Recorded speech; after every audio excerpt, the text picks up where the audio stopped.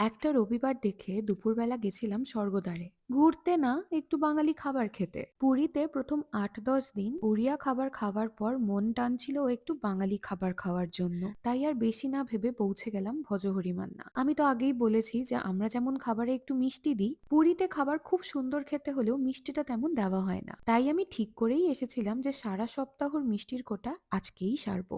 যেমন ভাবনা তেমন কাজ, অর্ডার করলাম বাসন্তী পোলাও, চিকেন কষা আর সর্ষে ভেটকি। বাসন্তী পোলাওটা বেশ খেতে, যদিও যেই পরিমাণ মিষ্টি হওয়া উচিত বাসন্তী পোলাওতে তার চেয়ে একটু কম ছিল। ভেটকি পাতুরি দিয়ে বাসন্তী পোলাও দারুণ লাগে আমার খেতে। সেদিন পাতুরি না থাকায় সর্ষে ভেটকি নিয়েছিলাম এই ভেবে যে সেই তো সর্ষে বাটা, কাছাকাছিই খেতে হবে। কিন্তু সর্ষে ভেটকিতে সর্ষের স্বাদই পেলাম না, মনে হচ্ছিল কালো জিরে দিয়ে মাছের ঝোল খাচ্ছি। যদিও মাছের কোয়ালিটি ছিল দুর্দান্ত। চিকেন কষাটা আমার মন জিতে নিয়েছে, এক কথায় অসাধারণ। এত সুন্দর কষিয়ে ঝালঝাল করে রান্না করেছিল, মন ভরে গেল খেয়ে। সাধারণত ভালো খাওয়া দাওয়া হলে সঙ্গে মা, ভাই, বাবা সবাই থাকে, সুতরাং এখানে খাওয়ার পর বাড়ির কথা একটু বেশি মনে পড়ছিল।